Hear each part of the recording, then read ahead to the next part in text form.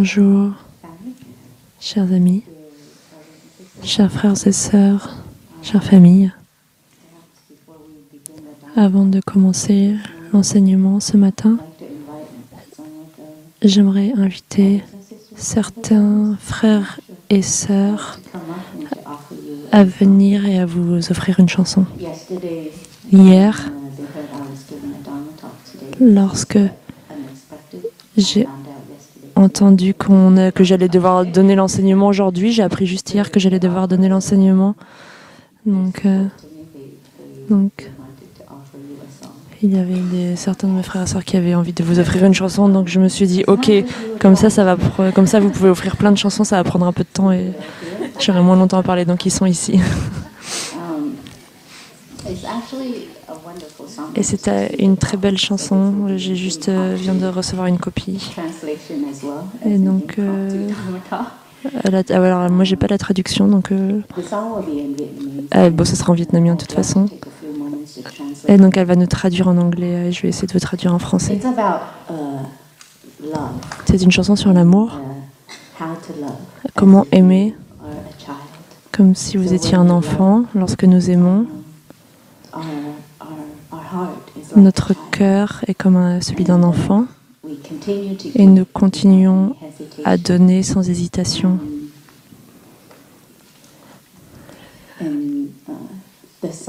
Et le soleil amène sa lumière partout, répand sa lumière et se rassemble dans les feuilles. Le sun éclaire de sa lumière partout et se rejoint dans les feuilles. Et la lumière du soleil est là comme une offrande, comme un cadeau.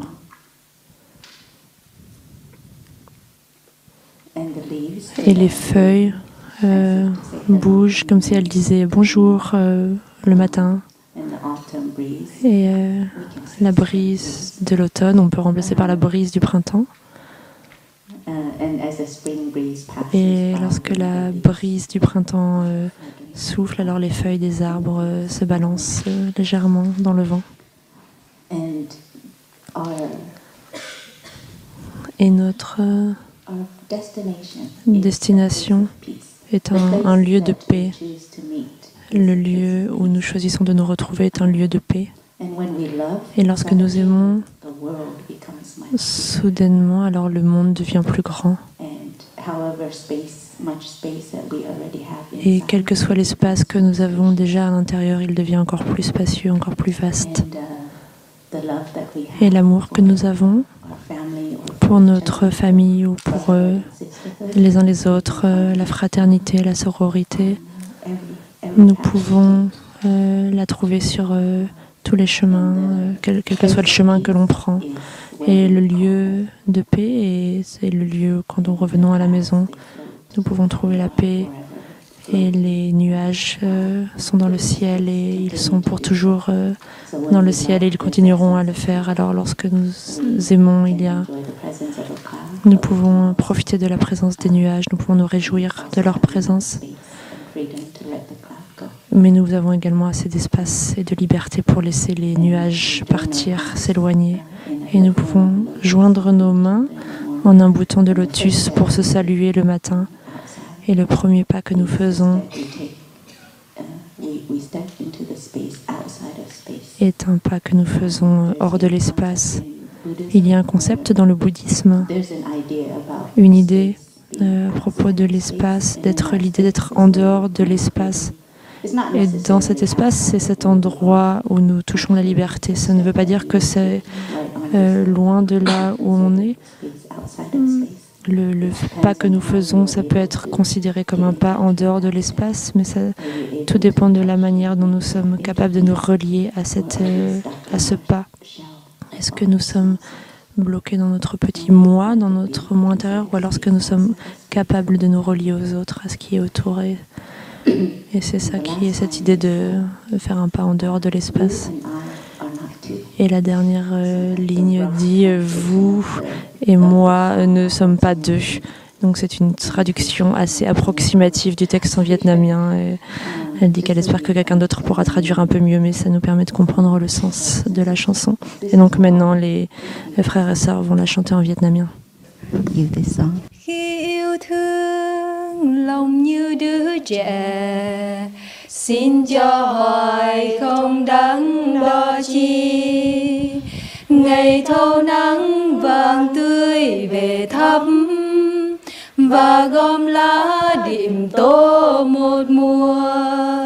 Vơi hay đầy cũng để cho thôi, lá đông đưa chào nhau buổi sáng. Gió thu qua thì bay nhẹ nhàng, nơi hẹn về là chốn an vui. Nơi hẹn về là chốn an vui. Khi yêu thương trần gian bóng rộng, không gian nhiều càng mở thêm ra. Tình thân quyến gặp trong mọi nẻo, và nơi chốn bình an là nhà. Mây bay hoài xin cứ bay đi, chắp tay hòa chào nhau buổi sáng. Bước chân ra một phương ở ngoài, nơi em và tôi vốn không hai. Nơi em và tôi vốn không hai. Khi yêu thương lòng như đứa trẻ, xin cho hoài không đắn đo chi. Ngày thâu nắng vàng tươi về thăm và gom lá điểm tô một mùa. Vơi hay đầy cũng để cho thôi, lá đông đưa chào nhau buổi sáng. Gió thu qua thì bay nhẹ nhàng, nơi hẹn về là chốn an vui. Nơi hẹn về là chốn an vui. Khi yêu thương trần gian bóng rộng, không gian nhiều càng mở thêm ra. Tình thân quyến gặp trong mọi nẻo, và nơi chốn bình an là nhà.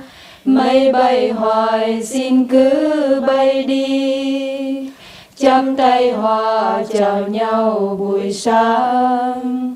Bước chân ra một phương ở ngoài, nơi em và tôi vốn không hai. Nơi em và tôi vốn không hai.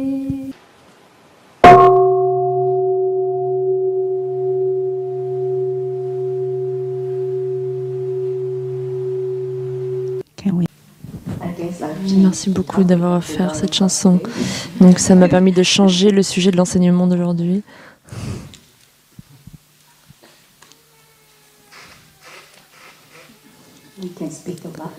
Nous pouvons parler d'amour. Peut-être avant, nous pouvons écouter 3 sons de cloche.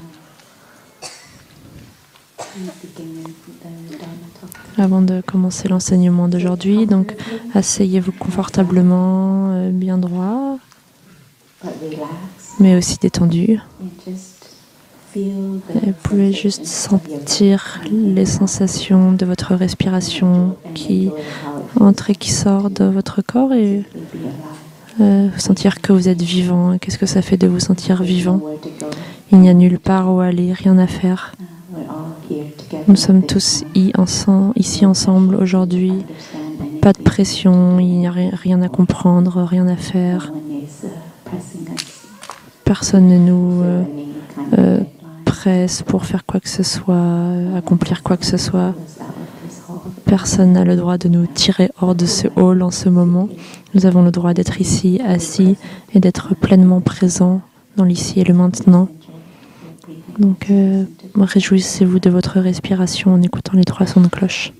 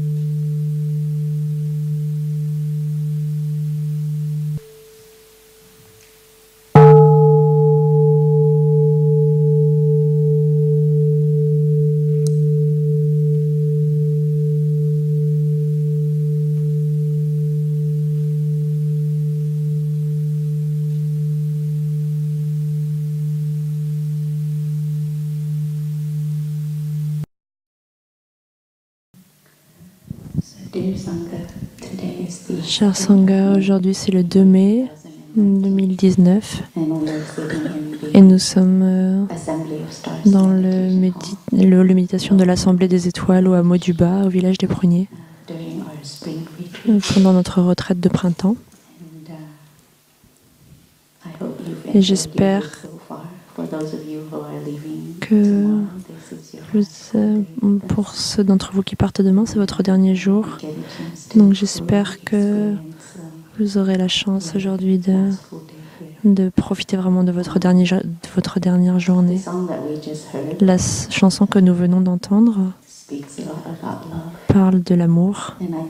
Et je crois, même si vous n'avez pas compris les paroles, je crois que ça parle d'une forme d'amour que beaucoup d'entre nous cherchons, consciemment ou inconsciemment. Je pense que nous sommes tous attirés par l'amour et la beauté et la vérité. Et les paroles de cette chanson, elles parlent un peu de ces trois choses-là.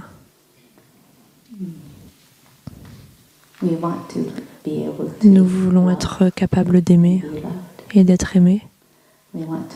Nous voulons aimer comme si nous étions un enfant. En d'autres mots, nous voulons un amour inconditionnel, un amour qui nous est donné gratuitement, sans hésitation, sans calculation. Nous voulons une belle forme d'amour.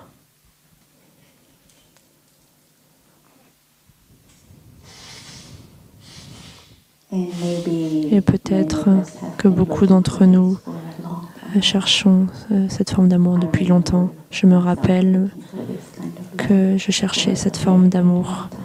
Je l'ai cherché pendant très très longtemps. Et la question est, l'avons-nous trouvé? Ou plutôt, pourquoi ne pouvons-nous pas le trouver? Est-ce que c'est possible de trouver cette forme d'amour? Qu'est-ce qui nous empêche d'aimer de cette manière? Qu'est-ce qui nous empêche d'être aimés de cette manière?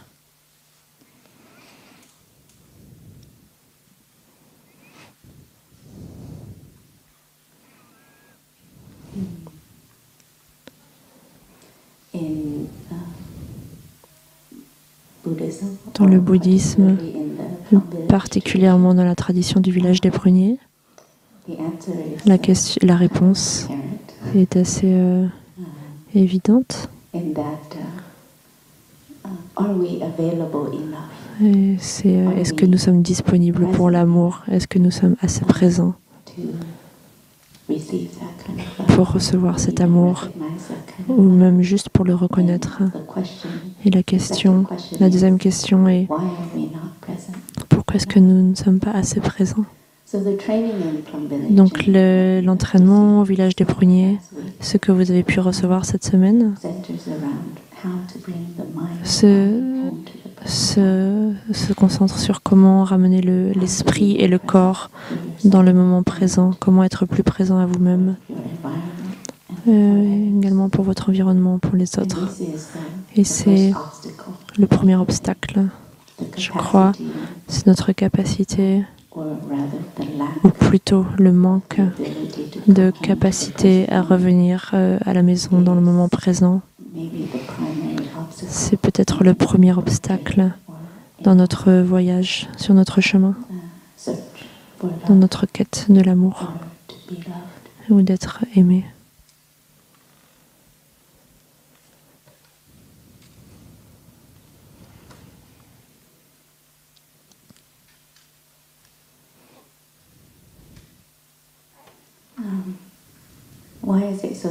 Pourquoi est-ce que c'est si difficile pour nous de revenir à nous-mêmes, d'être présents en nous-mêmes, pour nous-mêmes? C'est quelque chose de très facile à comprendre. Juste reviens au moment présent, remarque ce qui se passe dans le moment présent. Mais pourquoi est-ce que c'est si difficile parfois de le faire, de le pratiquer? Pour moi, je crois que dans mon expérience, dans ma pratique, je commence à reconnaître de plus en plus que cela a quelque chose à voir avec mes résistances à être avec ma souffrance. Et je suppose que c'est une énergie d'habitude qui m'a été transmise depuis des milliers et des milliers d'années. Bien sûr, je veux m'éloigner de la souffrance, tout comme j'ai toujours, mes ancêtres se sont enfuis devant les prédateurs, alors moi je m'enfuis devant ma souffrance. C'est quelque chose qui vient de l'histoire de nos ancêtres. Nous avons cette énergie d'habitude de nous enfuir devant les prédateurs, devant ce que nous percevons comme étant un danger potentiel, une situation dangereuse ou qui peut apporter de la souffrance. Donc parfois, et cette énergie peut être très forte à l'intérieur de nous, cette habitude. Donc parfois même une toute petite souffrance à l'intérieur de nous se manifeste, une petite frustration, une petite colère, même l'ennui. L'ennui est quelque chose qui a priori n'est pas très dangereux.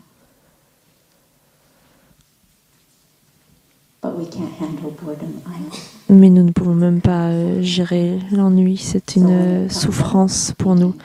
Donc lorsque l'ennui se manifeste, alors nous nous sentons mal à l'aise et nous pouvons sentir à l'intérieur de nous. Nous pouvons sentir que notre esprit essaye de chercher une voie de sortie à cette situation. Même un petit inconfort, une petite frustration, une petite colère. Lorsque nous les ressentons, nous essayons déjà d'en sortir, une porte de sortie de ces petites choses. Et très peu d'entre nous avons la capacité de juste nous asseoir avec cela, sans avoir à nous échapper, sans essayer de chercher quelque chose pour les couvrir.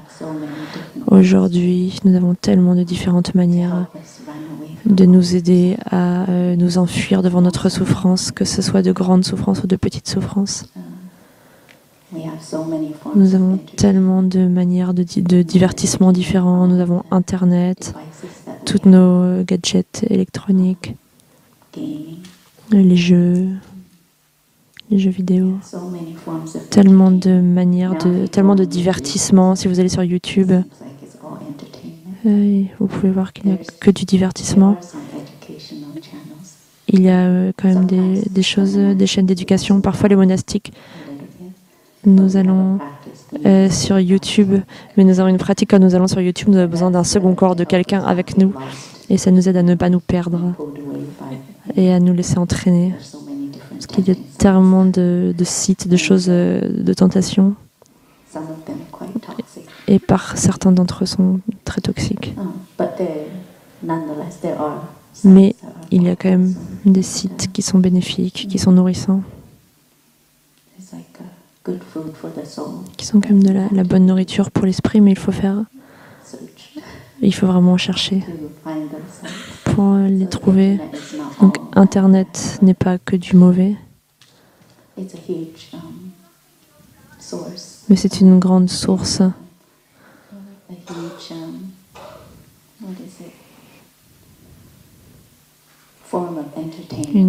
de divertissement très puissante. Une porte que nous pouvons ouvrir lorsque nous voulons échapper à notre souffrance.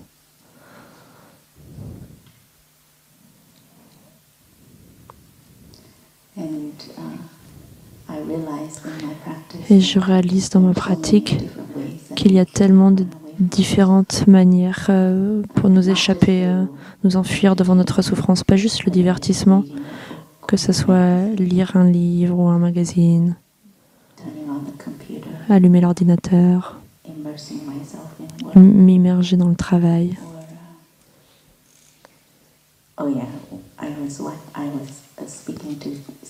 où je parlais à des adolescents.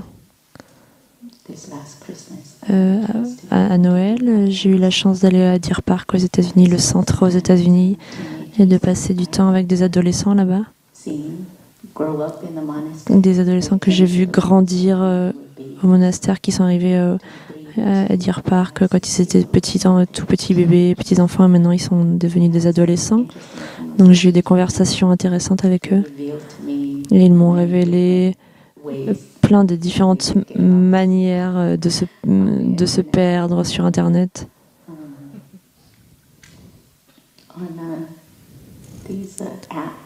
Sur ces applications et les films aussi. Donc j'ai découvert quelque chose qui s'appelle binge watching. Regarder des trucs en boucle, des vidéos, des séries. Donc si ça vous parle, vous pouvez vous identifier avec les adolescents. Ça, c'est aussi une manière de fuir, ces souffrances. Plus je parlais aux adolescents, je me dis waouh, ils sont jeunes.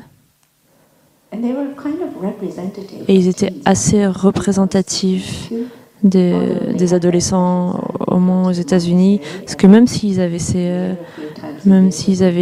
sur ces sites, ils venaient au monastère plusieurs fois par an, ils savaient comment pratiquer la pleine conscience, et même malgré cela, ils consomment beaucoup toutes ces séries et toutes ces choses en ligne, ces divertissements. Lorsque je leur ai parlé, je leur ai dit, vous savez, j'ai beaucoup de reconnaissance d'avoir grandi à mon époque, lorsque nous étions capables de regarder la télé, de regarder une série, mais il n'y en avait qu'une fois par semaine. Il y avait juste un épisode par semaine à mon époque, et donc on pouvait regarder qu'un épisode de série par semaine. Mais aujourd'hui, avec Internet, toutes ces shows, toutes ces séries, vous pouvez choisir de regarder des épisodes les uns après les autres sans jamais vous arrêter, sans avoir à attendre qu'un nouvel épisode sorte. Donc je leur ai dit, vous savez, ça c'est la maladie de votre temps. Donc vous devez trouver une manière de sortir de cela vous-même et d'aider les autres adolescents de votre âge à ne pas vous laisser emporter par cela, parce qu'ils peuvent passer 8 heures par jour, 12 heures par jour en face d'un écran. Et pour eux, c'est quelque chose de normal. Aujourd'hui, à notre époque, ce n'est pas quelque chose d'anormal. Mais d'un autre côté, je pouvais également comprendre pourquoi. Parce que l'environnement dans lequel ils grandissent, c'est aux États-Unis, je ne sais pas trop en Europe, et peut-être pas partout aux États-Unis, c'est peut-être pas comme ça partout, mais l'environnement dans lequel ils grandissent est de plus en plus insécure. Donc les parents ne veulent pas que leurs enfants soient dehors, dans la rue. Et lorsque je suis rentrée aux États-Unis, j'ai pu être en contact avec cela. Mes nièces et mes neveux, ils n'ont pas le droit d'être dehors parce qu'il y a la peur qu'ils soient kidnappés. Et du coup, ils sont enfermés à la maison tout le temps. Ils ne peuvent pas aller dehors, profiter de la nature comme moi je le faisais quand j'étais jeune. Je me rappelle que l'environnement dans lequel j'étais, je me sentais vraiment en sécurité et on courait dans les champs et on pouvait aller chez les voisins sans se sentir menacé ou en insécurité. Mais ce n'est plus comme ça aujourd'hui avec les enfants. Il y a beaucoup de peur dans l'environnement, dans la conscience collective. Et donc un des produits, des conséquences de cette peur, c'est que les enfants doivent rester à la maison, à l'intérieur. Et donc leur divertissement n'est plus d'aller dans les parcs ou courir dans les champs ou faire du vélo autour du quartier. Mais c'est devenu d'être devant un écran, devant tous ces gadgets électroniques et de regarder en boucle des séries. Donc les jeunes d'aujourd'hui, de notre époque, je crois que c'est un peu leur entraînement. Ils sont entraînés à fuir leur souffrance. Et nous avons également un entraînement. Nous avons également très bien tous appris à fuir notre souffrance. Peut-être que ce n'est pas en regardant des séries télévisées, mais ça peut être en lisant des livres, des magazines, en écoutant de la musique. Toutes ces formes de divertissement, aller en boîte. Il y a plein de manières de se divertir. Et cela vient du manque de notre tolérance très faible pour notre souffrance. Et ça nous permet de fuir notre souffrance et de nous sentir quand même OK avec nous-mêmes.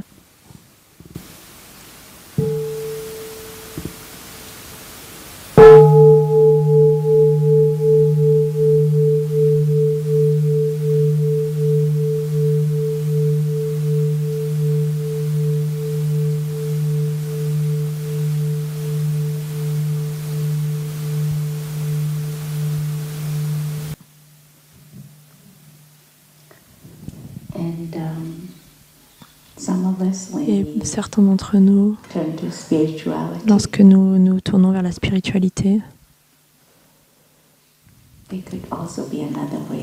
ça peut également être une autre manière d'échapper à notre souffrance, de fuir notre souffrance si nous ne faisons pas attention. Hier, quelqu'un m'a demandé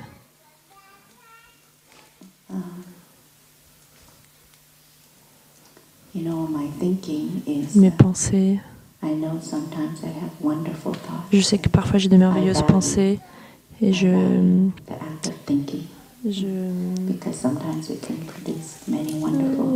remercie mes pensées. J'ai la gratitude parce que parfois mes pensées peuvent produire des magnifiques pensées, mais parfois mes pensées m'emmènent juste loin, hors de l'instant présent.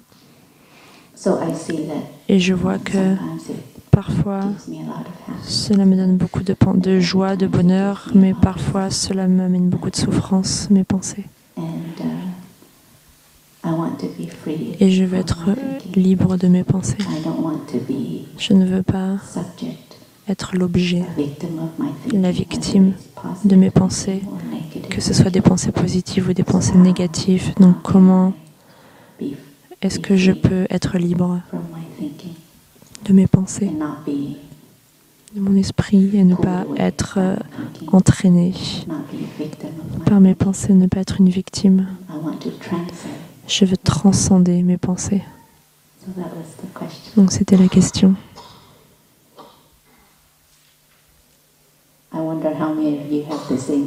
Je me demande combien d'entre vous ont cette même question.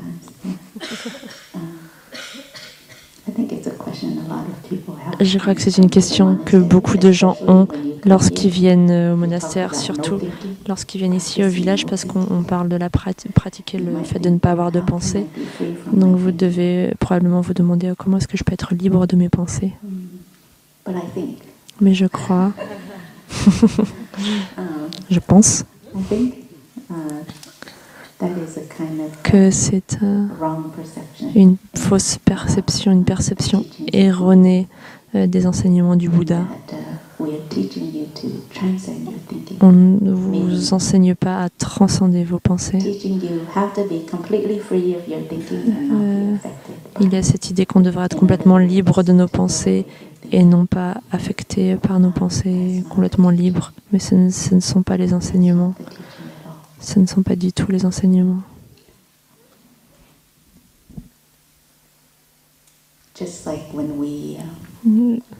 Tout comme lorsque nous enseignons à propos de la vérité absolue ou la vérité relative, dans le bouddhisme,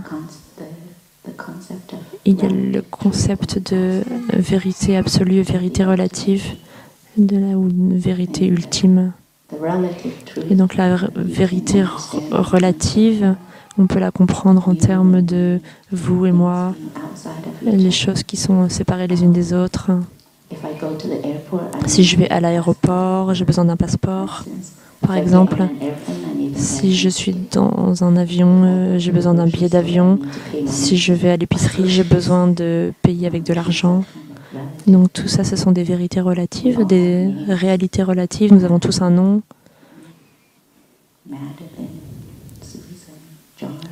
John, Suzanne, etc. Donc c'est la vérité conventionnelle. C'est la vérité qui est bien sûr indispensable dans notre vie de tous les jours pour pouvoir nous interagir les uns avec les autres. Que on sait quand une personne est née, quand une personne meurt. C'est pour ça qu'on a un anniversaire, un certificat de naissance, le jour où vous avez obtenu votre diplôme, etc. Vous avez une mère, un père. Et tout ça, ce sont des vérités, mais des vérités relatives dans le monde des vérités relatives, des réalités relatives. C'est très utile de se référer à toutes ces réalités.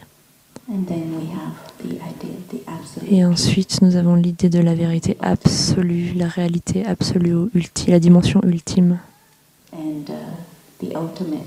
Et la dimension ultime, on peut la comprendre en termes de non-naissance et non-mort, sans venir, sans partir.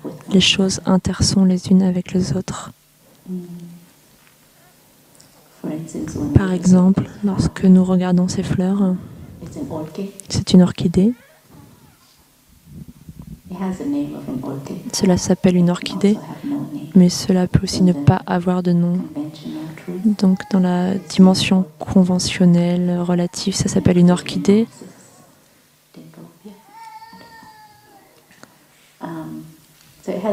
Mais donc on appelle ça une orchidée.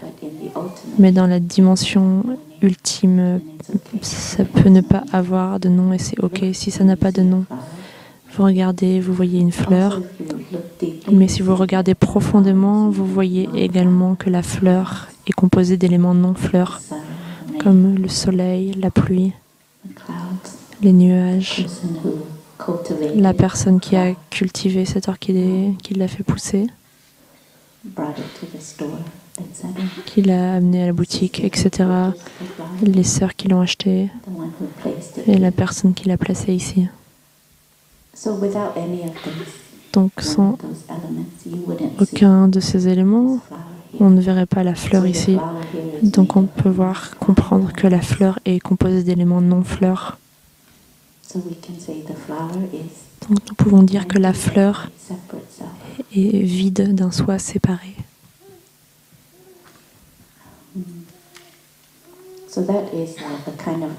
Donc c'est ce genre d'idée, l'idée d'une fleur étant composée d'éléments non-fleurs, ou l'idée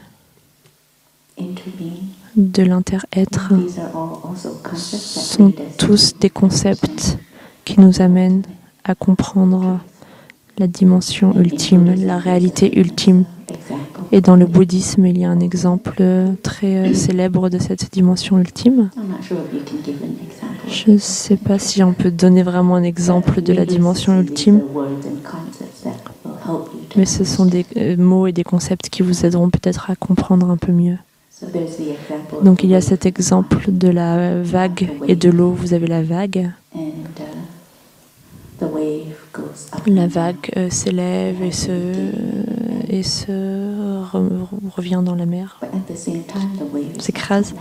Mais en même temps, la vague, elle est également composée d'eau.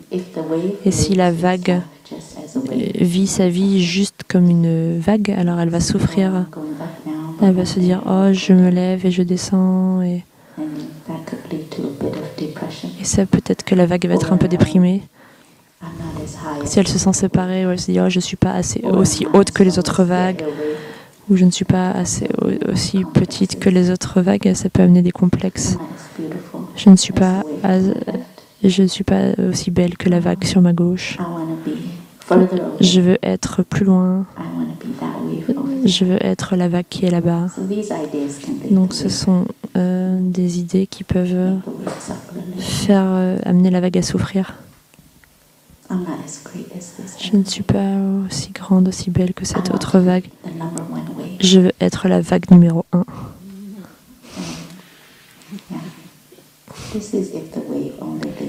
Donc ça, c'est si la vague vit seulement dans la dimension historique. dans la dimension relative, conventionnelle. Mais si la vague est capable de toucher l'eau,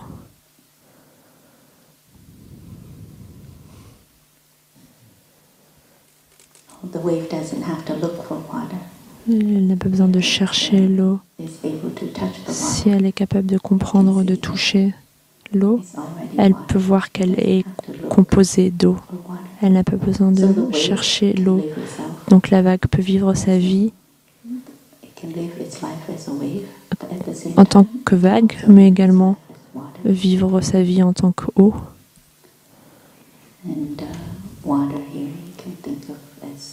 Et l'eau, vous pouvez y penser comme la dimension ultime. Donc c'est un exemple dans le bouddhisme qui nous aide à comprendre un petit peu les concepts de vérité relative, dimension relative et dimension ultime. Le problème, c'est que pour certains d'entre nous, lorsque nous apprenons un peu le bouddhisme et que nous venons en contact avec ses enseignements, nous voulons jeter à la poubelle la vérité relative. Nous voulons juste trouver la vérité absolue et arriver au moment où nous nous voyons comme l'eau, que nous sommes plus affectés, nous ne nous comparons plus aux autres, nous disons « je suis juste de l'eau ». Donc nous cherchons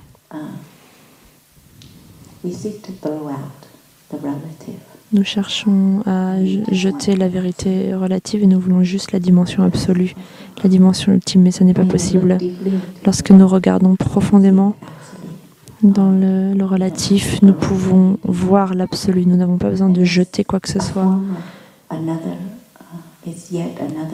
Et c'est une autre forme de nous éloigner, de fuir la souffrance. Peut-être que parfois, dans notre vie de tous les jours, dans la vérité, la dimension relative, il y a des difficultés qui surviennent. Peut-être que nous ne sommes pas capables de les gérer. Et donc c'est très facile de vouloir nous échapper dans la dimension ultime. Un endroit où nous pensons que la souffrance n'existe pas. Mais c'est une perception erronée de ce qu'est la dimension ultime. C'est la même chose pour lorsque nous cherchons le royaume de Dieu, le royaume du paradis ou la terre pure du Bouddha. C'est le même genre d'énergie d'habitude de fuir de notre souffrance. Tout comme la personne qui m'a demandé à propos des pensées, comment est-ce que je peux transcender mes pensées positives et négatives? C'est également une forme de fuir la souffrance, une manière de fuir la souffrance. Lorsque nous voulons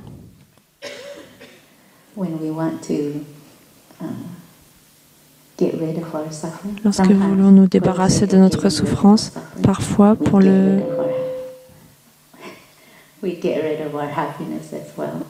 parfois, en voulant nous débarrasser de notre souffrance, nous nous débarrassons également de notre bonheur. Donc on jette tous les deux.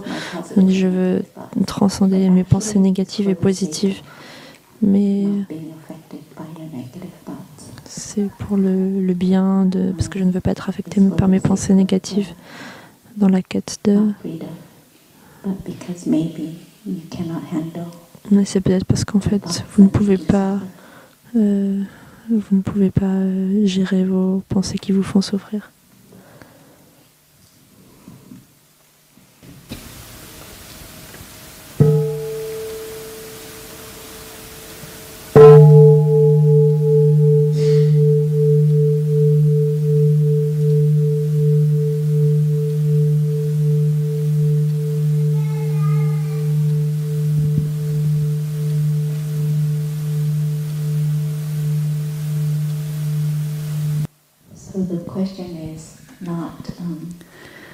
Donc la question n'est pas comment est-ce que je peux être libre de mes pensées positives et négatives, mais la question devrait être comment est-ce que je peux gérer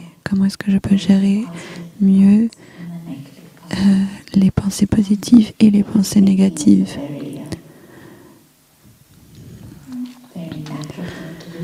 que penser est quelque chose de très naturel.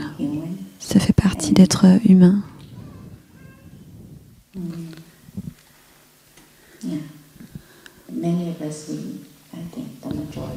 Et beaucoup d'entre nous, je pense la majorité d'entre nous, nous avons l'habitude de, quand nous pratiquons pas la pleine conscience, ou quand nous n'avons pas appris comment pratiquer,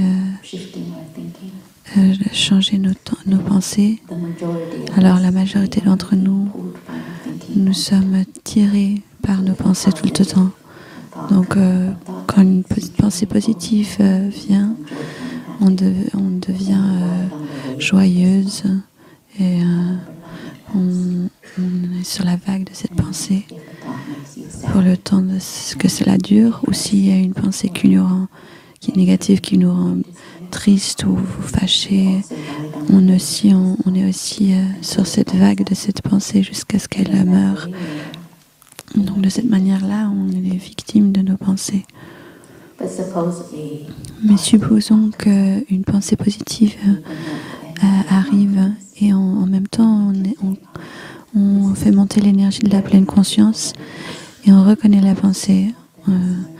On dit « Ah, celle-là est une pensée positive qui me nourrit pour le moment. Elle me rend joyeuse, elle me fait sentir bien. » Et en reconnaissant cette pensée peut nous nourrir plus, d'une manière plus effective et plus puissante que si on laisse juste être là. Parce qu'on est capable de la reconnaître. C'est comme quand on est heureux, heureuse, et on reconnaît « Ah, je suis heureuse ou heureux », et donc le bonheur grandit. Alors que si on est heureux et on le laisse juste être, ça vient et ça part de soi. Mais si on est heureux et on est consciente qu'on est heureuse, alors le bonheur peut être prolongé aussi. Et peut laisser aussi une impression plus forte sur notre esprit. Et alors, certains jours, quand on a besoin de ce bonheur, c'est plus facile pour nous de nous rappeler et de faire manifester ce bonheur, ce sentiment de joie. Et d'autres jours, peut-être, il y a des pensées qui nous rendent tristes, qui arrivent. Mais alors, s'il y a un souvenir joyeux qui a laissé une impression assez forte, alors aussi dans les moments de tristesse, ces souvenirs peuvent venir et nous aider dans ces moments de tristesse. Alors c'est vraiment important de registrer, de reconnaître aussi les moments de bonheur, de joie, les pensées joyeuses qui arrivent, parce qu'on renforce cela en nous, on renforce cette expérience en nous.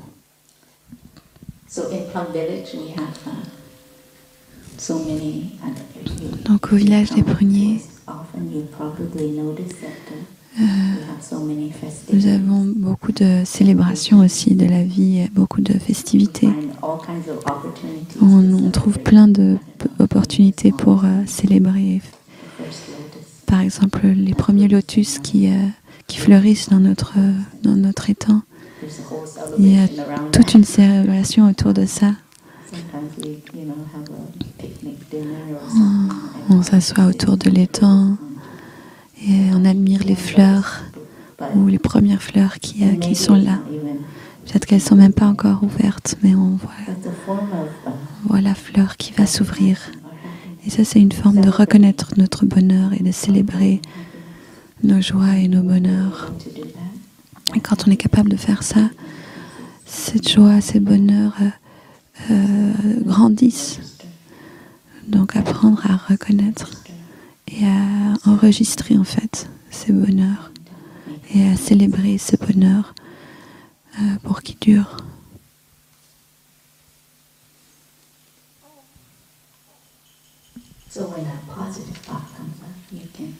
Donc quand une pensée positive est soulevée, une pensée qui nous nourrit, une pensée qui peut-être nous permet un peu de paix ou nous apporte un peu de joie, de bonheur, s'il vous plaît, notez-le, remarquez-le. Alors, souvenez-vous de cela.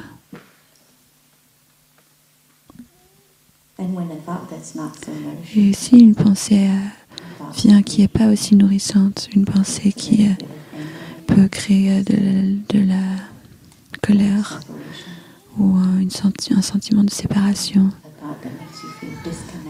une pensée qui nous fait nous sentir déconnectés, on peut aussi apprendre à reconnaître ce genre de pensée me fait sentir déconnecté de ma communauté, par exemple. Ce genre de pensée me fait sentir séparé de l'humanité.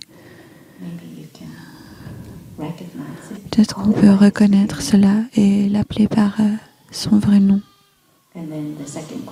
Et alors la deuxième question qu'on peut se poser, c'est est-ce que c'est vrai? Si c'est pas vrai, s'il vous plaît, laissez aller. Je demande souvent en termes de processer mes pensées et les reconnaître pour ce qu'elles sont et pour évaluer aussi leur valeur. Je me pose cette question. Par exemple, quand une pensée me fait sentir séparée de la communauté, je me pose la question, est-ce qu'il y a une vérité dans cette pensée? Et souvent, je vois que cette pensée n'est pas en ligne avec ce qu'on apprend ici, avec l'intérêt-être ou avec l'impermanence. C'est des pensées erronées qui ne sont pas très vraies. C'est surtout souvent des pensées moi contre le monde, moi envers le monde. Je suis séparée du reste. Et donc il y a peut-être qu'il y a une vérité dedans, mais peut-être qu'il y a aussi une non-vérité dedans et que c'est important de reconnaître ça et reconnaître aussi dans quoi mes pensées ne sont pas vraies, pas réelles. Et souvent, parfois, c'est pas la vérité et on veut quand même les répéter. Pourquoi? Parce que ça nous fait sentir mieux de quelque sorte. Je ne sais pas si vous avez cette expérience-là. Moi, j'ai souvent cette expérience. Par exemple, quand je suis énervée avec quelqu'un, je reconnais déjà les raisons pourquoi je suis en colère et je sais que elles sont basées sur une perception erronée, quelque chose qui n'est pas vrai, mais quand même, je répète l'histoire parce que je suis encore en colère avec la personne et je veux que l'histoire soit vraie, même si je sais que l'histoire n'est pas vraie. Je répète parce que je suis en colère. Donc, d'une certaine manière, je prolonge cette colère. Donc, quand on reconnaît la valeur de nos pensées, il y a aussi un entraînement de laisser aller dans le lâcher prise. D'accord, je dois laisser aller cette non-vérité et ouvrir mon cœur à la vérité. Parce que parfois, quand la vérité, elle vient, elle arrive.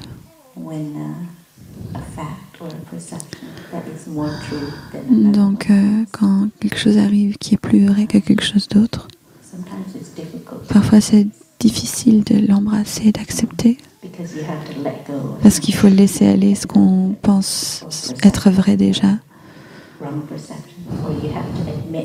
ou il faut reconnaître, admettre qu'on s'est trompé. Et c'est pour ça que parfois quand une vérité arrive, c'est difficile. Elle est difficile d'admettre et d'embrasser cette vérité-là, même si elle peut nous faire du bien. Donc, bonne chance.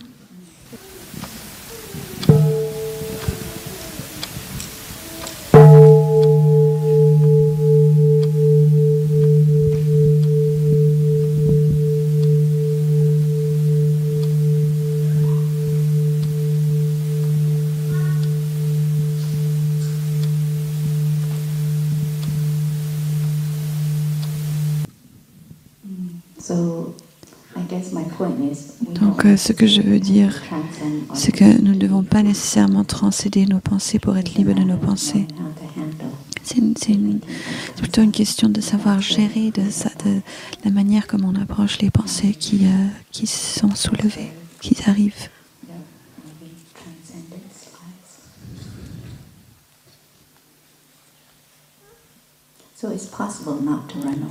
Donc, c'est possible de ne pas fuir notre souffrance Et que comme cette fleur, notre souffrance, comme cette fleur est faite de éléments non-fleurs, notre souffrance est aussi faite d'éléments de non-souffrance.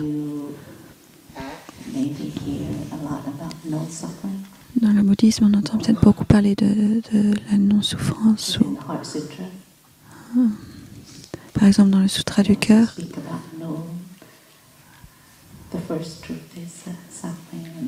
il parle que la première vérité, c'est la souffrance. Je vais d'abord dire qu'il y a 4 vérités nobles dans le bouddhisme. La première vérité est celle qui parle de la souffrance ou le mal-être. La deuxième parle des causes du mal-être ou de la souffrance.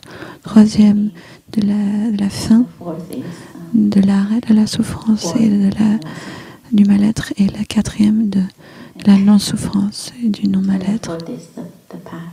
Et la quatrième, le chemin qui nous amène, qui est la sortie du mal-être et qui nous amène vers le bonheur.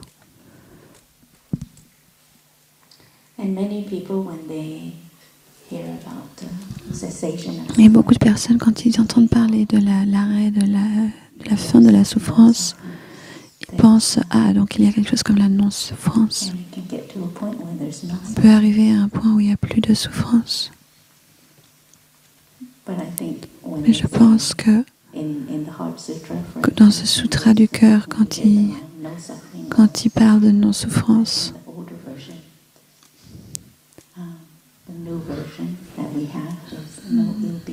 dans la nouvelle version du sutra qu'on a, il parle de non-mal-être. Et ça peut nous amener à penser, il y a un endroit, quelque part où il n'y a pas de mal-être, il n'y a pas de souffrance. Mais ce que ça veut dire, en fait, c'est que la souffrance, le mal-être est fait d'éléments de non-mal-être. Donc, non-mal-être veut dire que le mal-être ne peut pas exister en soi de manière séparée. Il y a des causes et des conditions qui ont créé le mal-être. Et c'est important qu'on arrive à identifier de quoi est fait ce mal-être. Donc le non-mal-être veut dire que le mal-être est fait de beaucoup de choses, de beaucoup d'éléments. Et que si on regarde profondément, on peut identifier les causes de notre souffrance, certaines causes de nos difficultés. Comme quand on regarde dans la fleur, on peut reconnaître la pluie, la terre. Quand on regarde notre mal-être, on peut aussi reconnaître beaucoup d'éléments différents qui font que ce sentiment de mal-être est là. Au village des pruniers, on dit pas de boue, pas de lotus. On ne peut pas avoir le lotus sans boue. On ne peut pas avoir le bonheur sans la souffrance. C'est grâce à la boue que le lotus peut grandir. Et notre enseignant souvent dit on ne peut pas faire pousser des lotus sur le marbre. Le lotus a besoin de boue, comme notre bonheur a besoin de notre souffrance pour grandir. Et quand je regarde autour de moi, dans notre communauté, dans notre sangha, je vois que ceux qui ont passé par les plus grandes souffrances, souvent ont des visions, des compréhensions très profondes, très grandes. Et souvent, ces personnes-là ont une très grande capacité pour aider les autres à sortir de leur souffrance parce qu'ils savent comment. Donc, n'ayez pas peur de votre souffrance. C'est comme le compost pour votre bonheur, le compost pour votre compréhension. Seule chose, n'ayez pas cherché votre souffrance, vous avez déjà assez.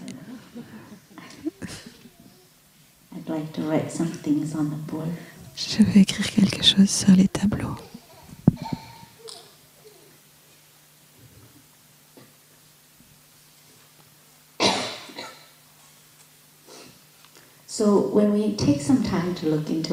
Donc si on prend du temps pour regarder dans notre souffrance en profondeur, donc si on prend un peu de temps pour regarder dans notre souffrance,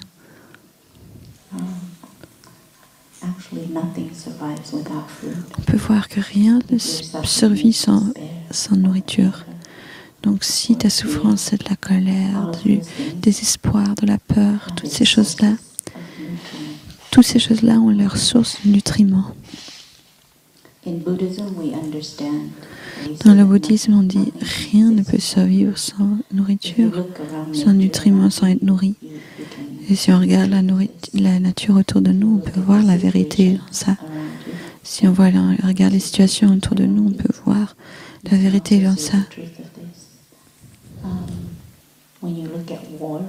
Si on regarde la guerre, on peut aussi voir la vérité dans ça, que rien ne peut survivre sans être nourri.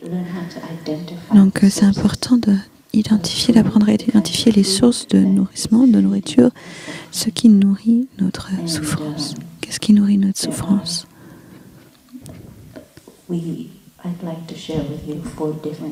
Et j'aimerais bien partager avec vous 4 différentes catégories que vous pouvez regarder dedans. Des sources de nourrissement, de nourriture qui peuvent nourrir notre souffrance, mais aussi notre bonheur, parce qu'aussi notre bonheur a besoin de nourriture pour survivre, a besoin d'être nourri pour survivre. Si on est dans une relation et on ne nourrit pas notre bonheur, notre amour, aussi l'amour a besoin de nourriture pour survivre, donc c'est important de continuer de nourrir. Imagine si on s'ignore, si on se néglige, si on ne dit pas bonjour, au revoir, si on n'amène pas de l'affection pour l'un pour l'autre. Si on se comporte comme ça pour une semaine, on va voir l'effet sur notre relation.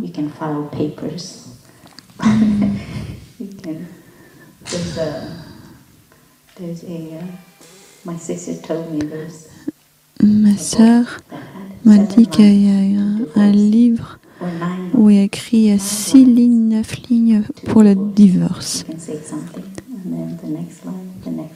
Donc commencer par la première étape et par la 7e. Après, si on dit la 7e, on veut un divorce. Juste pour dire que les mots que l'on s'offre comme nourriture peut offrir de la joie ou de la souffrance, une rupture ou plus d'affection. Tout le monde a besoin de nourriture pour survivre. Donc dans l'enseignement du Bouddha, il partage pour 9 différentes sources, non, 4 différentes sources de nourriture. Peut-être qu'on peut identifier plus aujourd'hui.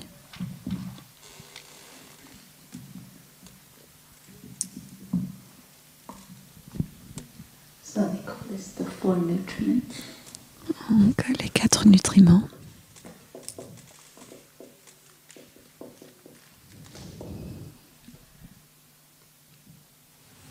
The first source is edible fruits. Première, c'est la nourriture comestible. So maybe this has to do with what we eat. Donc concrètement ce qu'on mange, But also how we eat. Mais aussi comment est-ce qu'on mange. So you can, maybe if there's pain in your body. Donc s'il y a des douleurs physiques dans notre corps ou une maladie, on peut regarder aussi dans cet aspect-là. Peut-être que c'est une des sources qui amène du mal-être. Les sortes de nourriture qu'on mange peuvent être toxiques parfois, mais aussi comment on mange peut être toxique. La manière dont on mange peut être toxique aussi. Il y a des endroits dans notre monde. Même quand j'étais chez moi, je me rappelle rentrer après ma première retraite et on avait mangé en pleine conscience pendant la retraite et chaque repas, on prenait vraiment du temps et j'apprenais à savourer chaque bouchée de nourriture. Et donc je suis rentrée chez moi et j'étais avec mon frère et on est allé à un fast-food, un drive. Aux États-Unis, on a beaucoup, j'en vois moins en Europe, mais aux États-Unis, il y a beaucoup de restos de fast-food. Et donc on a commandé un hamburger et un milkshake. Et donc mon frère conduit et il mange son hamburger en même temps, en moins de 5 minutes. Et aussi le milkshake, conduisant, buvant. Et parce que moi, je rentrais d'une retraite où on mangeait en pleine conscience, en prenant mon temps de manger. Quelque chose dans cette scène, ça m'a touchée assez fort. Et j'ai commencé à pleurer. Parce que je me suis réalisé qu'il se laissait pas, il se donnait pas le temps de manger. Et il se donnait pas la chance, l'opportunité de cette nourriture de lui être aussi une source de nourrissement pour lui. Il prenait pas le temps de se réaliser, cette nourriture est en train de nourrir mon corps. Il mangeait juste pour pouvoir faire quelque chose d'autre. Donc la nourriture était juste un moyen pour avoir de l'énergie pour faire autre chose. Et c'était pas juste mon frère, c'est beaucoup de personnes dans ma société qui mangent comme ça. Et quelque chose par rapport à ça, ça m'a touchée et ça m'a rendue triste. Et je me suis réalisé que moi aussi je mange comme ça avant. Et la tristesse venait aussi parce que je me suis réalisé, j'ai mangé comme ça durant toute ma vie.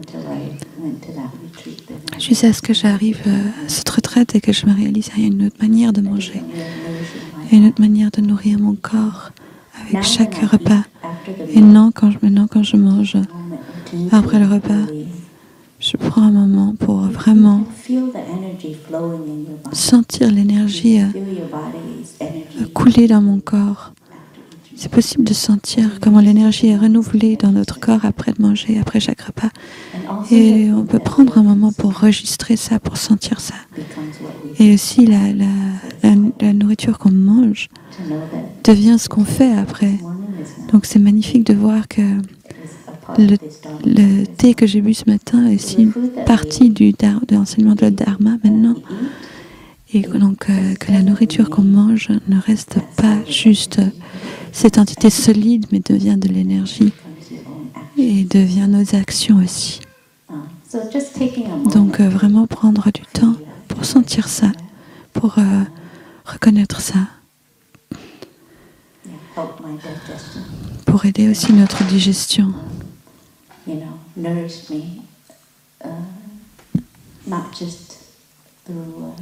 Et savoir que cela me nourrit, pas juste à travers les choses matérielles, à manger de la nourriture, mais aussi spirituellement. Donc manger peut nous nourrir physiquement, mais aussi mentalement, spirituellement, dépendant de ce qu'on mange et comment on mange. Donc manger est vraiment une nourriture qui peut nourrir notre souffrance ou notre bonheur.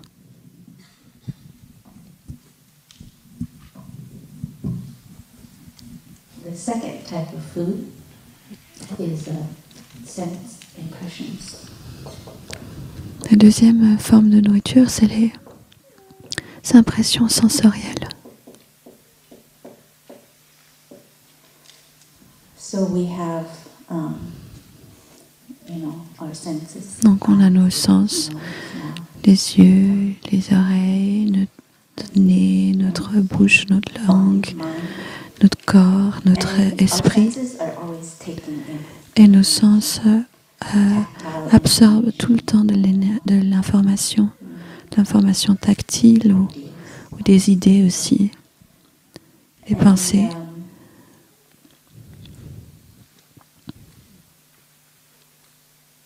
So one of Donc une des pratiques aussi, c'est de prendre conscience de ce qu'on absorbe à travers nos sens. Cela peut être toxique aussi et peut amener de la souffrance aussi. Par exemple, en lisant un magazine, une revue, qui oui, peut-être plein d'images de ce qu'est un corps parfait ou ce qui est la dernière mode. Et vous savez, quand j'ai vu cette robe de Monial, j'étais très impressionnée. Donc pour moi, quelque part, c'était un très modieux. Et c'est pour ça que je le porte encore aujourd'hui. J'étais très impressionnée et je vois ça comme une expression de mode. Vous pensez peut-être que c'est courageux de porter plein de couleurs dans la société, mais vous savez, porter une robe comme ça, c'est très courageux. Les gens vous regardent tout le temps et demandent plein d'explications. Donc c'est vraiment un statement. Une déclaration. Donc, l'information qu'on absorbe peut aussi être une source de bonheur ou de souffrance. Donc, c'est important d'en prendre conscience. Donc, les livres, les magazines, la musique aussi, les conversations aussi qu'on a avec les gens, des séries, tout ce qu'on voit à la télé. Tout ça peut être des sources, peut nourrir votre souffrance. Donc, regardez cela, par exemple.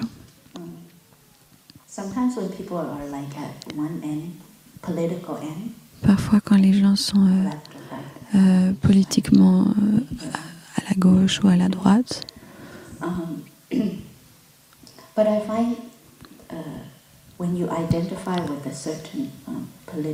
quand on identifie avec un certain parti politique et après on lit tous les articles qui parlent de notre parti politique ou qui parlent mal de l'autre parti politique, ou les magazines qu'on lit, les journaux qu'on lit, ce qu'on choisit de lire,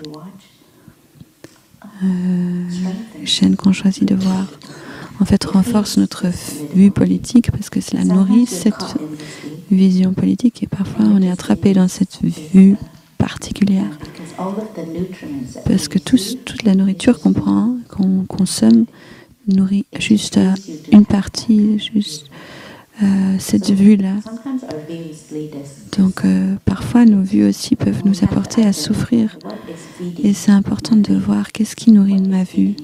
Est-ce que c'est juste unilatéral ou est-ce que je prends différentes nourritures et de voir, je prends ma nourriture de là, ou bien même de mes parents, de mon enfance. Donc regarder nos vues, nos pensées, nos idées et de voir d'où est-ce que ça vient vraiment. Et peut être très intéressant.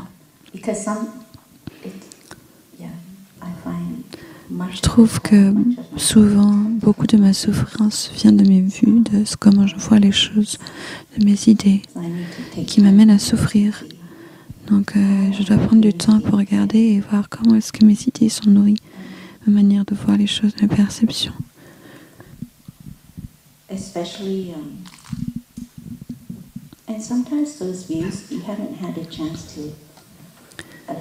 parfois, ces vues, on ne s'est pas donné la chance de vraiment les sentir, de les ressentir, de voir qu'est-ce que c'est pour moi, est-ce que j'aime bien cette vue ou pas.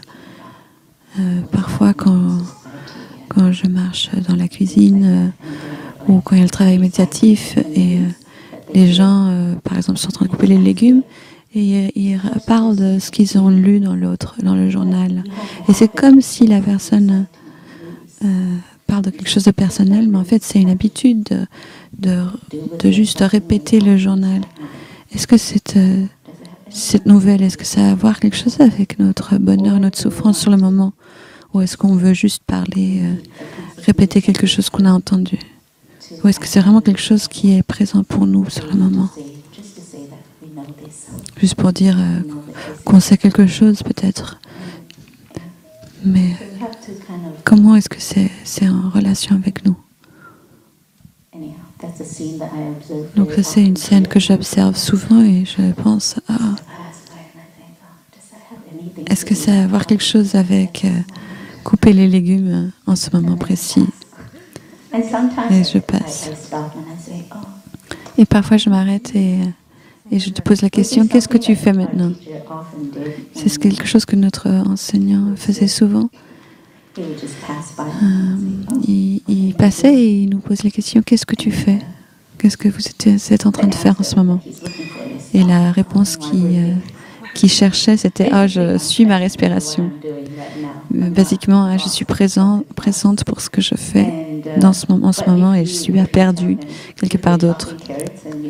Ou par exemple, si on coupe des carottes et on lui dit « Je coupe des carottes », c'est pas assez bien. Il faudrait dire « Je coupe les carottes et je suis ma respiration ».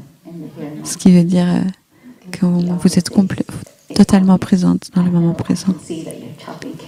Parce qu'il dirait, oui, ça se voit que tu es en train de couper les carottes. C'est pas pour ça que je pose la question, juste pour savoir que tu coupes les carottes, c'est pour savoir où est-ce que tu es en fait. Donc si un frère ou une sœur vous demande qu'est-ce que vous faites, soyez attentifs, hein, prêtez attention, respirez avant de répondre. Donc les impressions sensorielles, qu'est-ce qu'on laisse passer? Qu'est-ce qu'on laisse entrer en nous? Et est-ce qu'on est conscient de ce qui rentre ou pas? Ça peut être toxique ou nourrissant. Qu'est-ce que ça nourrit, le bonheur ou la souffrance? La troisième catégorie, c'est la volition.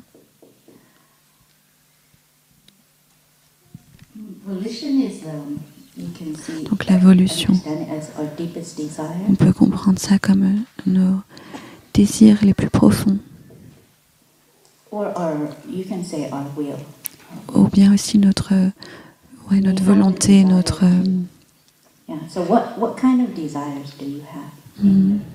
volonté. Donc quels sont nos désirs qu'on a? À quoi est-ce qu'on aspire dans notre vie quotidienne? Ça peut être des désirs de court terme, des désirs de long terme. Et ça peut être des sources de souffrance ou des désirs de bonheur. Par exemple, si on a le désir d'accumuler de la richesse, du pouvoir, un statut, la reconnaissance, des plaisirs sensuels, ça peut aussi être une source de souffrance. Ou est-ce qu'on a un désir, par exemple, d'aider les autres, de protéger l'environnement, de comprendre nous-mêmes, de comprendre les autres? Ces désirs-là peuvent peut-être nous apporter plutôt du bonheur ou nourrir des choses.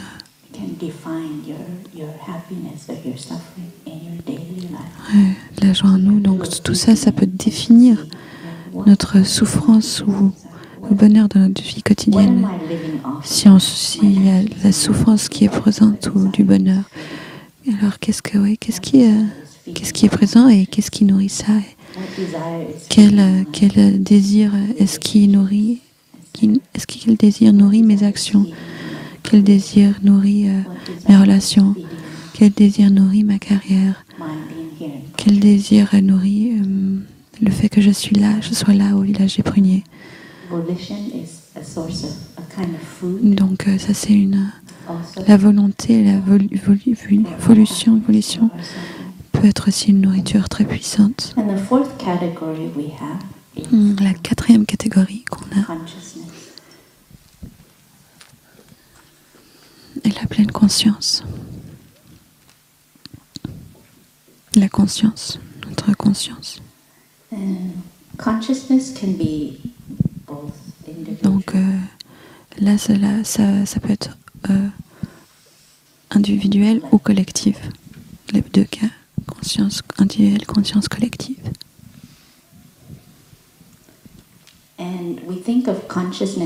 Et on pense à la conscience en termes de nourriture, parce que c'est aussi quelque chose qu'on peut consommer. Par exemple,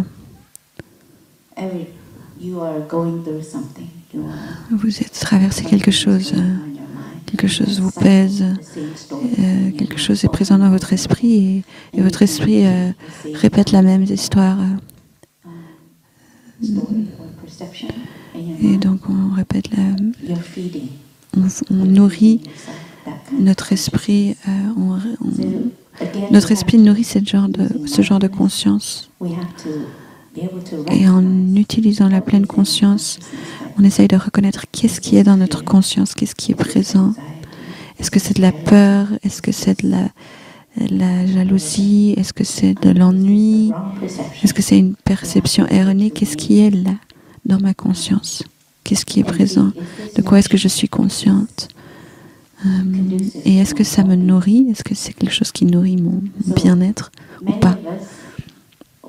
Donc beaucoup d'entre nous, on permet notre conscience d'être remplie de pensées qui ne sont pas bonnes pour notre bien-être, mais on permet ces pensées d'être là sans faire un effort, sans essayer d'arrêter ces pensées-là. On les laisse juste être là. Et c'est à ce moment-là que la pleine conscience peut nous aider, prendre conscience de ce qui est là et de ce que ça fait. Et pour moi, cela m'a pris du temps, mais maintenant, quand j'ai un moment de me reposer, de reposer mes pensées, je le fais, je reviens à ma respiration.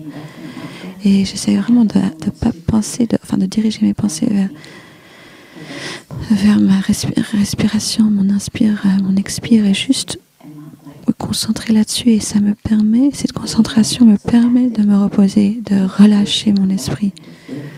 Donc en me concentrant sur ma respiration, je repose mes pensées. Et je sais que ça peut être difficile parce que c'est un entraînement.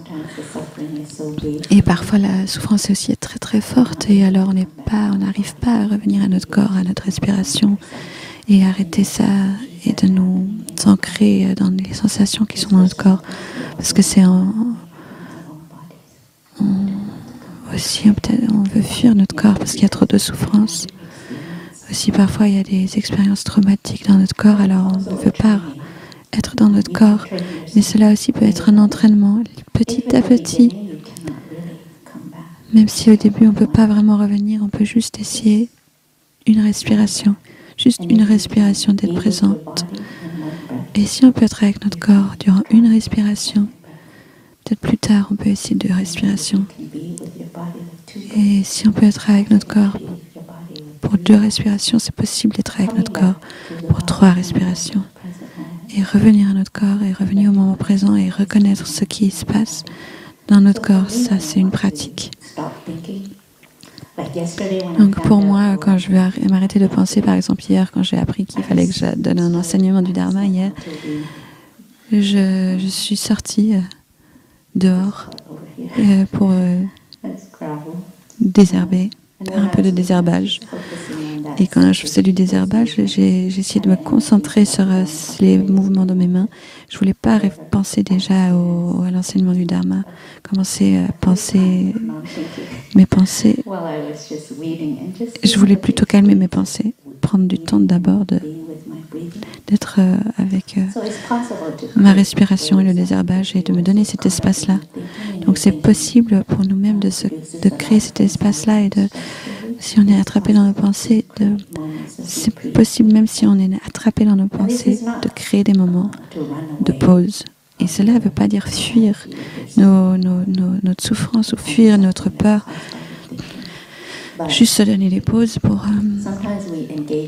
calmer un peu et pour un peu arrêter ce cercle vicieux qui peut se répéter, duquel on ne trouve pas de sortie. Et donc, créer ces pauses, ces espaces, c'est juste en fait se donner rendez-vous avec nous-mêmes et se dire que ok, maintenant j'arrive pas à gérer cette situation en ce moment précis, j'ai pas la capacité de gérer, d'agir par rapport à cette situation. Je ne fuis pas parce que si on fuit on reconnaît pas, il n'y a pas la reconnaissance Il y a plutôt la répression, on ne veut pas voir. Mais donc si on reconnaît ça, on le dit, ok, c'est là, mais je ne fuis pas. C'est juste, je demande une pause. Donc un traité de paix temporaire.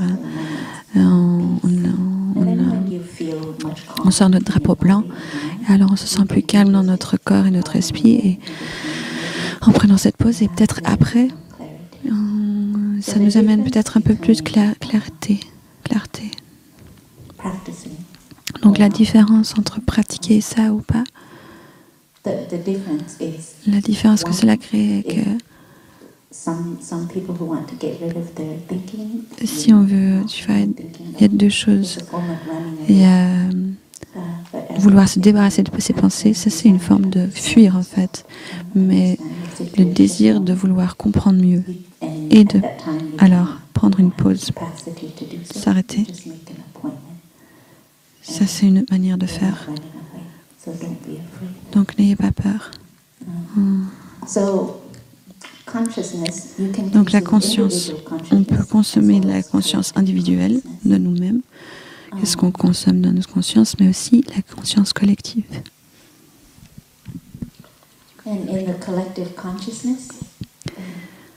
La conscience collective peut être assez dangereuse et c'est assez facile de se laisser attraper, emporter par la conscience collective. En fait, à chaque moment, on est tiré, il y a une attraction de la conscience collective. Par exemple, ici au village du Prunier, on expérience, on sent une autre sorte de conscience collective. Ici, on essaye de créer un environnement sûr où il y a de la paix, où on peut toucher la paix, où on peut toucher de la joie, du bonheur. Donc dans la collectivité, il y a ce désir-là. Donc par exemple, quand quelque chose remonte de difficile, c'est un peu plus facile ici d'en prendre soin, parce qu'il y a cette pratique et parce qu'il y a cet environnement qui génère cette conscience collective spécifique, qui vous encourage de regarder, de prendre soin, de s'arrêter. Mais disons qu'on est dans un autre environnement où il y a une autre conscience collective. Peut-être que dans votre famille, il y a plutôt une conscience collective de se disputer. Dans ma famille, avant, c'était comme ça. Chaque jour, il y avait des arguments, il y avait des disputes, il y avait des discussions, et ça faisait partie du collectif, et ça devenait normal pour chacun d'entre nous, chacun qui était membre de cette famille, de parler de cette manière-là. Il n'y avait pas de considération pour les mots doux ou gentils. À un moment donné, ça devient la normalité. Et cette normalité est la conscience collective.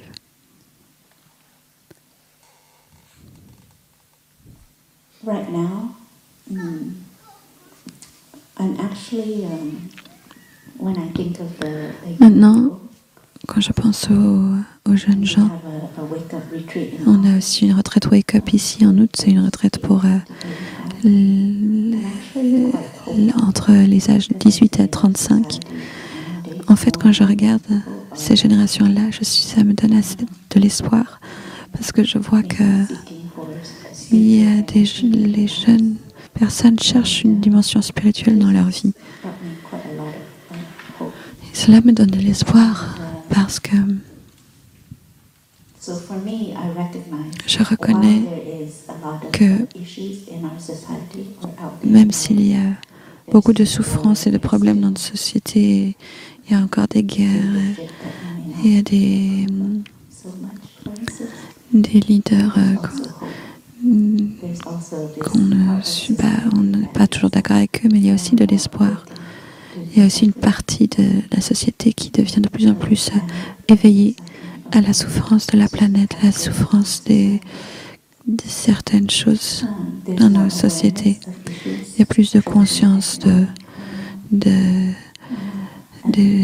aspects socio-économiques ou autres qui peuvent créer de la souffrance ou du bonheur. Et ça aussi fait partie de la conscience collective. Et ça aussi, on consomme de plus de jeunes personnes qui sont conscientes de ça et parlent de ça. Et cela nourrit donc la conscience collective et cela nourrit l'éveil collectif. Donc chacun d'entre nous, individuellement, peut nourrir la conscience collective aussi d'une certaine manière. Donc on peut nourrir l'éveil collectif et on peut aussi consommer l'éveil collectif et cela me donne de l'espoir. Cela est puissant, quelque chose de puissant. Une source de nourrissement, de nourriture profonde et puissante. Et donc quand on parle de souffrance et on veut essayer de comprendre notre souffrance, c'est important de regarder aussi la conscience collective. Comment est-ce que la conscience collective nourrit ma souffrance ou mon bonheur? Et comment est-ce que moi je nourris la conscience collective? Parfois aussi il y a des guerres qui éclatent, qui sont influencées par la conscience collective parce qu'il y a beaucoup de peur dans la conscience collective ou certaines perceptions. Quand je rentre aux États-Unis, dans l'aéroport, je sens vraiment le niveau de peur. Et comment est-ce que moi, en tant qu'individu, je ne peux ne pas contribuer à cette énergie de peur collective? Comment est-ce que moi, je peux aider à diminuer, à soulager cette énergie de peur collective qui est là? Ça, c'est les questions que je me pose. Lorsque nous regardons notre souffrance, nous pouvons identifier ses sources, ses causes, et nous pouvons voir, nous pouvons faire des choix. Comment pouvons-nous couper ces sources de nourriture, les sources de ces nourritures? Si tout a besoin de nourriture pour survivre et si vous ne les nourrissez pas, alors ça s'en va. Et c'est la même chose pour le désespoir, la dépression et même l'espoir et le bonheur. S'il n'y a pas de nourriture pour l'espoir, alors l'espoir s'en va également. Donc lorsque l'on dit « Oh, il n'y a pas d'espoir dans le monde », est-ce que l'on nourrit l'espoir assez ? Si je ne dis « Je n'ai pas de joie dans ma vie », et je peux me poser la question « Est-ce que je nourris la joie dans ma vie ?» Donc nous devons aussi prendre la responsabilité et ne pas juste être les victimes de ce qui se passe, de ce qui nous arrive. Nous pouvons devenir responsables, prendre la responsabilité. Donc j'espère que vous avez... Je vous souhaite beaucoup de courage pour regarder votre souffrance, faire face à votre souffrance, être doux et, avec votre souffrance et de prendre le temps de regarder profondément qu'est-ce qui...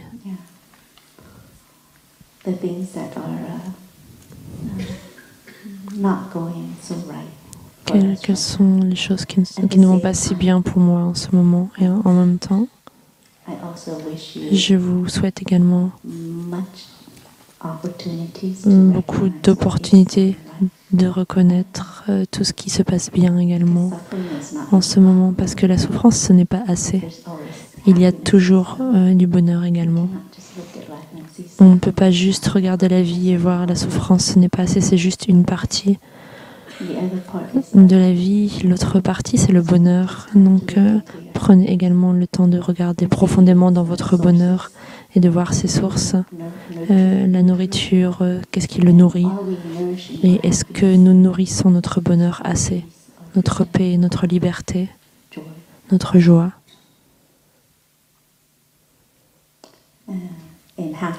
Dans une demi-heure, nous allons avoir la chance de pratiquer la marche méditative.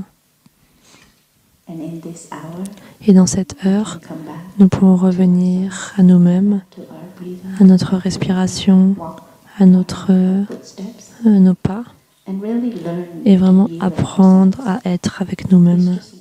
C'est juste marcher. Rien de très difficile. Peut-être que votre esprit va s'égarer de temps en temps et vous pouvez juste regarder autour de vous et vous rappeler que « Oh, je marche avec d'autres gens en ce moment » et on ramène son esprit à ses pas, à la marche. Et c'est une sorte d'entraînement pour être capable de revenir à nous-mêmes. C'est pas juste un entraînement, c'est également un moment duquel on peut profiter, se réjouir Et on peut se réjouir des merveilles de la nature, des merveilles de la vie qui sont disponibles autour de nous dans le moment présent. Le soleil qui brille, les arbres qui sont si verts. Nos amis sont là autour de nous. Donc, s'il vous plaît, profitez de la marche méditative aujourd'hui et profitez juste d'être avec vous-même, qui que vous soyez. Merci. Et une dernière chose, si vous voulez comprendre plus sur la dimension absolue et la dimension relative, elle recommande ce livre qui est The Other Shore. Je ne sais pas s'il est en français. Il est encore en anglais. Hein. Ah, il n'est pas encore en français. C'est le commentaire du Sutra du cœur.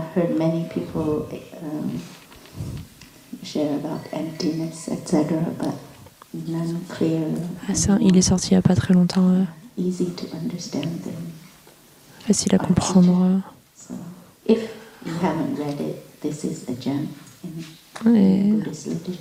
Et donc c'est The Other Shore en anglais. Peut-être prochainement en français.